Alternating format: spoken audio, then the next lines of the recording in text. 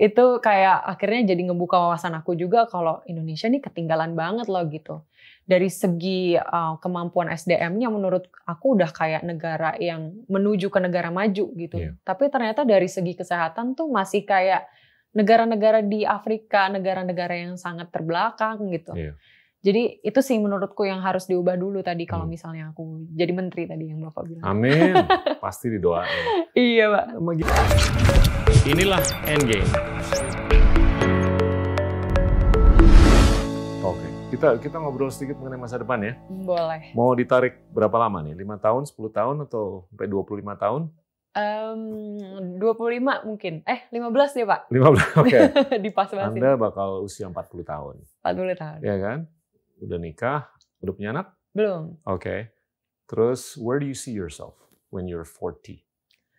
40 harusnya. Tahun 2035. 2035 aku harusnya hopefully ET company-nya udah sangat besar di Southeast Asia mungkin. Amin. Udah jadi regional nih ya? Regional, Pak. Bukan lokal nih ya? Bukan. Keren. Iya, aiming-nya ke sana dong, Pak. Oke. Terus udah jadi dokter spesialis anak. Oke. Udah luar biasa. Jadi menteri mungkin, Pak. Oke. Possible. Nothing is impossible. Iya, amin. Terus Benar. menteri apa? Menteri PU? Atau menteri Menteri PU, Pak. Menteri Kesehatan? Atau menteri teknologi? Menteri Kesehatan dong, Pak. Nomenklatur mungkin udah macam-macam loh. Iya, 15 tahun. Kesehatan ya? Menteri Kesehatan. Jadi passionnya tetap di kesehatan. Passion kesehatan, core aku Tapi tetap kayaknya kesehatan. bakal kaya dengan pemberdayaan teknologi lah. Iya, Karena memang harus seperti itu sih, Pak. Kayak Menteri Pendidikan juga kan sebelum-sebelumnya selalu dari akademisi, dari rektor atau dekan, selalu konvensional, tapi sekarang dengan ada Pak Nadiem sebenarnya jadi lebih terbuka untuk teknologi dan itu yang dibutuhkan negara kita sih. Udah harus melek teknologi. Perlu disrupsi. Betul. Apalagi? Kayaknya cuma itu aja. Masa harus lebih banyak dong dalam 15 Itu udah tahun? banyak, Pak. Tinggi-tinggi banget lagi. Oke. Menteri Terus, Kesehatan. on your first day as a minister, what would you do? On 15 my tahun first lagi day. dari hari ini. First day banget nih. Iya. Oke, in the first month. In the first month. Atau first year. Apa?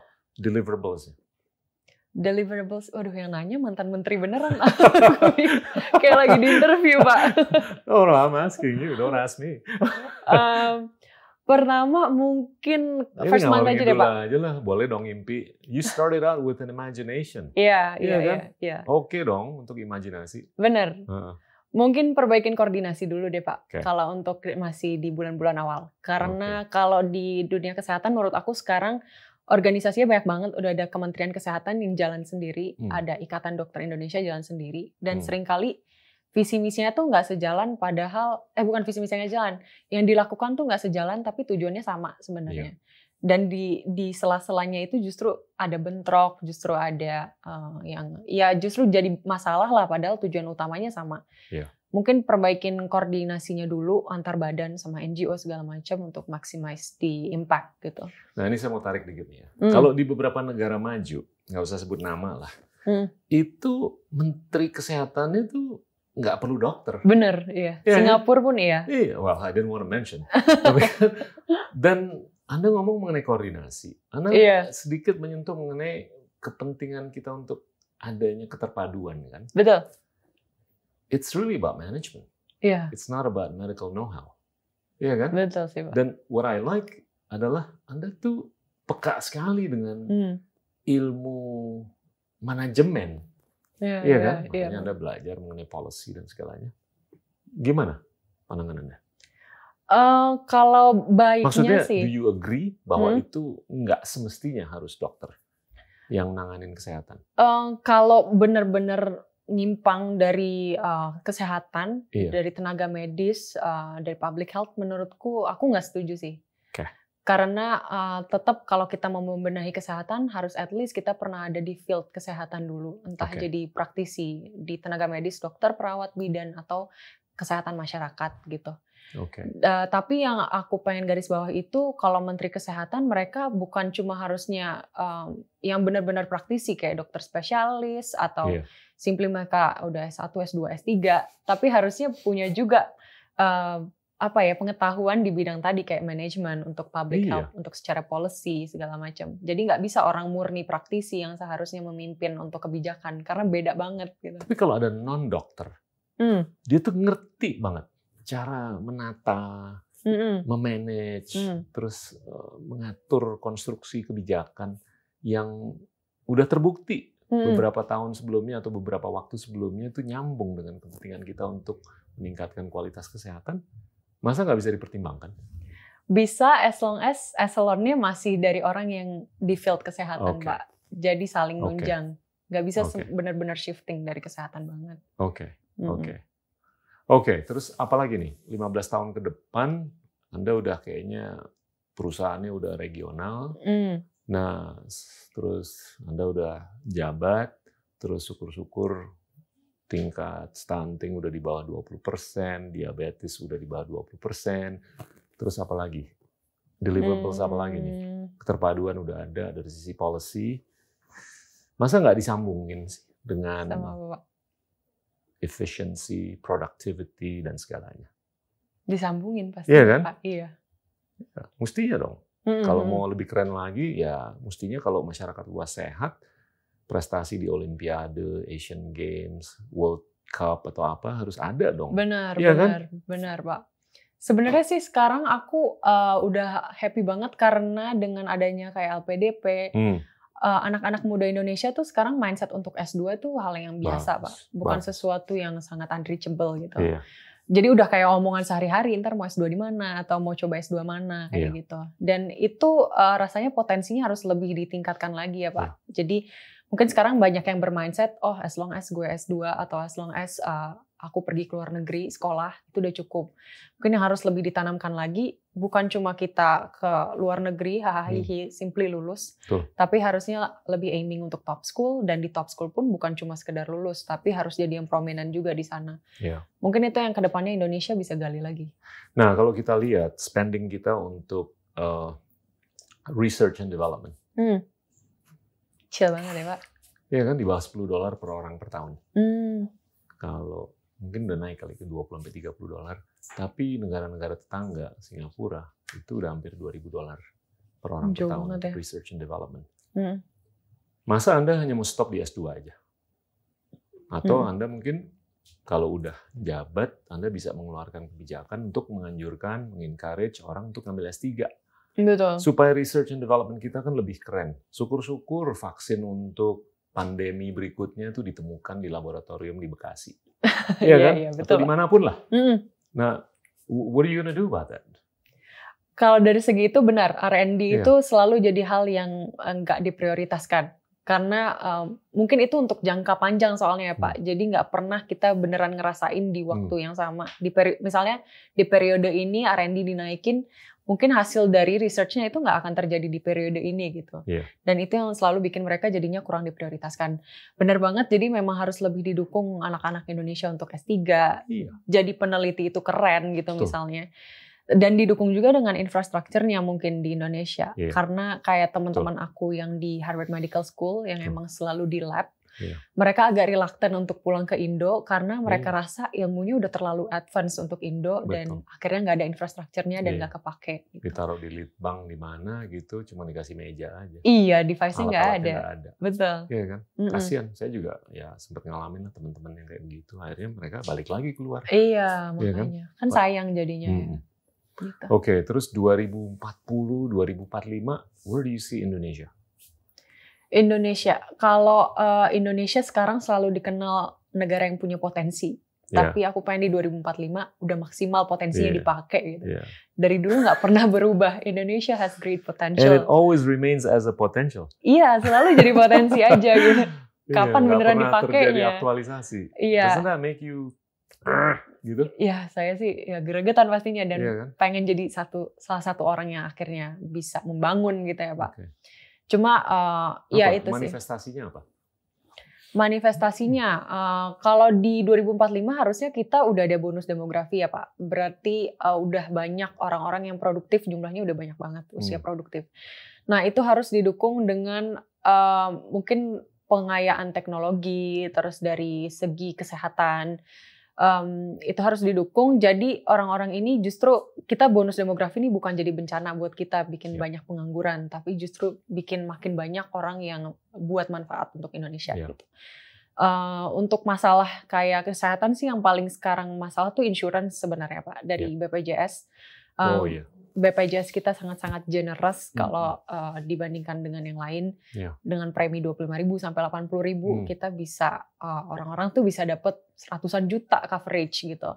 Di satu sisi tuh sangat-sangat manfaat banget. BPJS itu benar-benar merubah dunia kesehatan. Tapi dompetnya. Benar.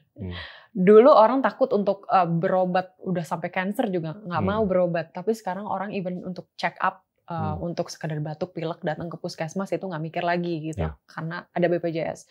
Tapi di satu sisi memang ada yang suffering jadinya, kayak rumah sakit, tenaga medis, karena mereka harus mengcover apa yang akhirnya itu susah untuk di-reimburse ke BPJS gitu. Saya pribadi juga ngerasain sebagai dokter, soalnya dulu kalau udah lambat. Bukan lambat lagi ya, pokoknya kalau udah mengobati orang pasien BPJS mending nggak usah diharap lagi ada uang atau apa gitu daripada jadi beban. Jadi emang ya itu sih yang harus mungkin dari secara financial hitung-hitungannya juga harus lebih dipertimbangkan, kayak preminya tuh harusnya berapa sih gitu Pak, dan yang di cover tuh harusnya berapa. Dan itu pasti jadi pro kontra karena orang Indonesia kan lebih banyak yang middle lower dan mereka sangat membutuhkan BPJS dengan harga murah gitu. Jadi nggak tahu sampai kapan akan rumah sakit dan tenaga medis yang suffering gitu. Ya ujung-ujungnya ruang fiskal. Mencukupi apa enggak kan? Kalau kita lihat tax ratio kita tuh baru 11%. Itu rasio pengumpulan pajak dibanding PDB kita. Tapi saya percaya in the long run 25 tahun ke depan itu tax ratio kita akan terus meningkat. Kalau standar OECD itu kan udah di atas 30%. Ini rasio pengumpulan pajak terhadap PDB negara itu di atas 30. Nah, itu kalau semakin meningkat ke 30%, insya Allah ya concern mengenai funding untuk BPJS ataupun universal healthcare itu semestinya nggak seproblematis sekarang. Sehingga infrastruktur hard ataupun softnya itu bisa teratasi, ya kan? Bisa dibiayai lah, gitu. Nah, terus 2045 ini gimana? Kalau kita udah menggelontorkan dana yang cukup besar untuk pendidikan, terus untuk funding untuk universal healthcare atau BPJS itu udah mencukupi dan segalanya. Ini kan banyak cheerleader nih yang ngomong Indonesia bakal jadi ekonomi terbesar nomor 4. Ya, ada tamu-tamu sebelumnya yang bilang nggak bisa, kita harus nomor 1. What's your view? Are you optimistic? Saya optimis Pak. Bisa nomor 1 nggak? Atau nomor 4 udah cukup oke untuk Indonesia? Aiming pastinya harus yang paling tinggi Pak, 1. Ya, seperti magnet yang ditempel di lemari es oleh Ibu Anda kan? Betul, tahu aja Bapak. I think that's pretty impressive. You set the goals high and you take little steps at a time. Benar. Iya kan? Kadang-kala kita agak-agak sembrono gitu loh. Goalnya agak-agak terlalu kecil, big steps, kepleset. Atau goalnya terlalu besar, big steps, kepleset. Iya kan? Apalagi Nadira? Yang mau diceritakan 2045. Mengenai masa depan Indonesia di tahun 2045. Masa depan Indonesia, apalagi ya Pak? Will it be utopian, do you think? Bahwasanya metrik-metrik diabetes, stunting, terus research and development, terus funding untuk BPJS dan segalanya itu udah sempurna, sehingga kerjaannya nggak terlalu banyak untuk Menteri Pendidikan atau Menteri Kesehatan di tahun 2045. Seharusnya sih iya. Jadi sebenarnya sih kalau negara-negara maju itu dia fasenya adalah dari infectious disease, terus jadi transition ke infectious dan NCD bareng-bareng, lalu NCD doang dan akhirnya selesai. Cuma masalah Indonesia itu sekarang kita masih double burden. Jadi kita masih terus-terusan jadi negara yang transisi terus Pak. Jadi infectious disease-nya nggak selesai, TBC nggak selesai, pneumonia nggak selesai. Di samping itu NCD-nya juga jadi makin tinggi terus, diabetes nomor 1, terus ada stroke, heart disease dan lain-lain. Jadi menurutku itu dulu sih yang harus diatasi. NCD itu baseline yang harus di take care. Benar. Iya kan?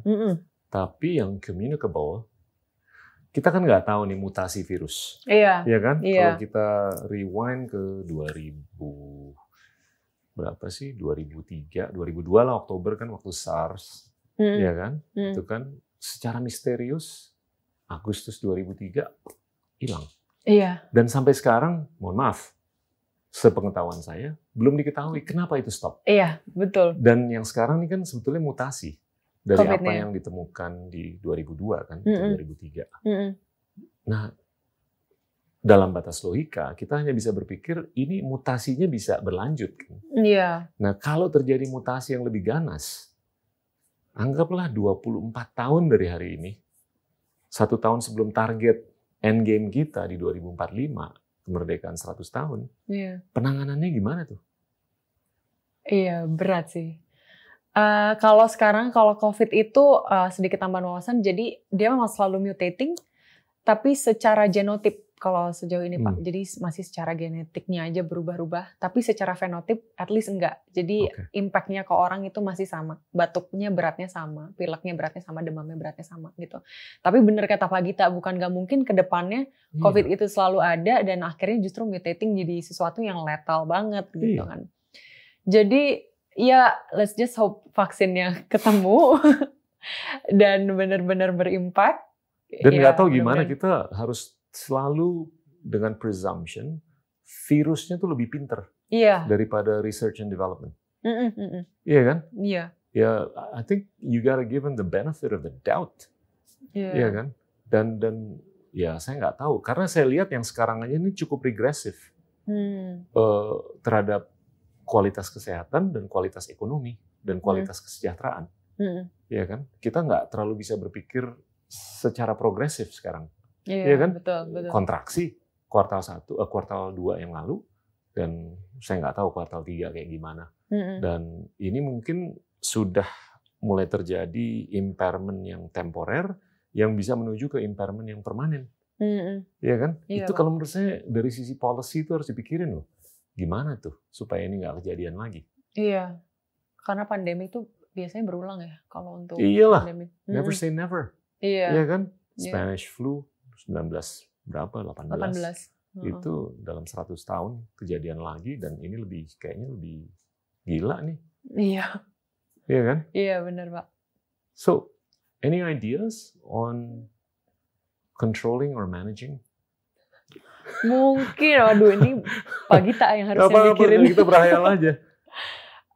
Berarti harus selalu prepare kali ya Pak. Sebenarnya yang menarik itu pandemi kayak gini. Bukan pandemi kayak gini sih. Pandemi itu waktu saya dulu conference di New York sama Pak Tedros yang ketua WHO. Beliau itu udah selalu bilang kalau mitigation untuk pandemi itu, untuk preventif dari setiap negara itu selalu kurang. Mereka nggak pernah prepare untuk kejadian pandemi, baik secara ekonomiknya. Harus kayak istilahnya harus nabung, ada dana darurat. Dan juga dari segi research and development-nya untuk kayak selalu punya device yang cukup untuk tiba-tiba bikin vaksin dan lain-lain. Jadi mungkin itu awareness yang gara-gara pandemi ini juga lebih ditangkap sama negara-negara kalau pandemi itu real dan mungkin akan terjadi berulang. Jadi mereka bisa lebih siap dari segi uang dan juga dari R&D untuk ditingkatkan lagi gitu Pak. Tapi kalau untuk kita bicara infeksi yang kayak COVID kayak gini, memang akan selalu sulit untuk negara nggak mengalami ya Pak. Tadi kan yang aku ngomong double burden infectious sama non-communicable disease, itu lebih ke penyakit-penyakit lama, penyakit yang di orang luar udah nggak ada, kayak TBC. Waktu aku ke Jepang dulu, kelas di sana, aku kan periksa pasien. Terus habis itu pasiennya aku rasa kayaknya ini TBC deh gitu di Jepang. Karena itu diagnosis yang common banget kalau aku praktek di rumah sakit di Indo. Aku bilang TBC terus orang-orang ketawa semua dokternya karena ya ampun udah nggak ada TBC di Jepang dari Perang Dunia Kedua gitu. Di situ aku jadi malu kayak loh di Indo aku tiap hari ada orang TBC pasti gitu. Jadi itu kayak akhirnya jadi ngebuka wawasan aku juga kalau Indonesia nih ketinggalan banget loh gitu. Dari segi kemampuan SDM-nya menurut aku udah kayak negara yang menuju ke negara maju gitu. Tapi ternyata dari segi kesehatan tuh masih kayak negara-negara di Afrika, negara-negara yang sangat terbelakang gitu. Jadi itu sih menurutku yang harus diubah dulu tadi kalau misalnya aku jadi menteri tadi yang Bapak bilang. Amin, pasti didoain. Iya Pak. Gini loh, saya mau coba compare antara apa yang dilakukan di Swedia, herd immunity, dibandingkan dengan anggaplah Taiwan, ya kan, di mana itu social distancing sangat ketat. Do you believe in herd immunity, or you believe in physical atau social distancing more? I believe more in social distancing. Sebenarnya herd immunity itu bisa terjadi, cuma pada akhirnya jadi kayak seleksi alam dan itu nggak adil buat masyarakat sebenarnya. Baik kita rela untuk pakai metode herd immunity, berarti kita nggak biarin misalnya punya orang tua kita yang rentan, itu untuk agak-agak sembrono ya. Kan? Untuk terseleksi aja secara alam, dan itu kan nggak adil dan nggak ethical gitu. Jadi aku lebih ke social distancing. Nah, kalau saya lihat ini kan kita udah geser dari aktivitas yang komunal ke non komunal, aktivitas yang offline ke online. Saya sih ngelihat untuk pencegahan ke depan, kalau amit-amit kejadian lagi kan pandemi, mungkin ada loh beberapa perilaku sehari-hari yang bisa diubah. Ya kan sekarang kita udah nggak salaman lagi. Betul. Iya kan? Iya Pak. Apakah itu bisa diinkorporasi dalam budaya sehari-hari ke depan selama 25 tahun ke depan? Itu kan bagian dari proses pencegahan kan? Iya Pak. Terus mungkin kita budayakan aja online yang lebih banyak dibandingkan offline. Benar. Nah kalau menurut saya ya itu mungkin 1 atau 2 langkah yang kita bisa lakukan as a preventive measure in the event nanti terjadi pandemi yang mungkin terkait dengan mutasi yang lebih gawat. Iya. What do you think?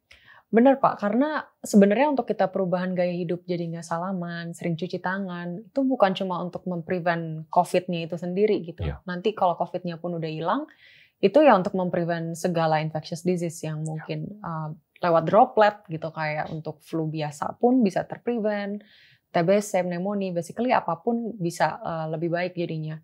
Aku yang menarik tuh ada juga memang aku banyak ngobrol sama ada salah satu founder pencegahan stunting gitu di Flores Pak, namanya 1000 Days. Dia itu amazed banget sama perubahan perilaku di Flores yang sekarang orang jadi lebih sering cuci tangan, terus anak-anak juga nggak terbiasa lagi di jamban atau di air-air di kali gitu. Itu bukan cuma memprevent COVID, tapi akhirnya usaha dia bertahun-tahun yang untuk nurunin stunting di sana itu jadi terlaksana sekarang waktu COVID gitu. Karena perilaku orang yang berubah di masa COVID ini dengan cuci tangan dan lain-lain. Jadi what I'm trying to say is that kita bukan cuma mencegah COVID loh dengan perilaku kayak gitu. Basically mencegah apapun penyakit yang lain. Jadi nggak ada salahnya itu untuk kita terapin terus-terusan ke depannya. Gitu. Thank you so much. Thank you Pak Gita. Oke Pak, thank you. Teman-teman, itulah Nadira Afifa, percakapan yang sangat menarik.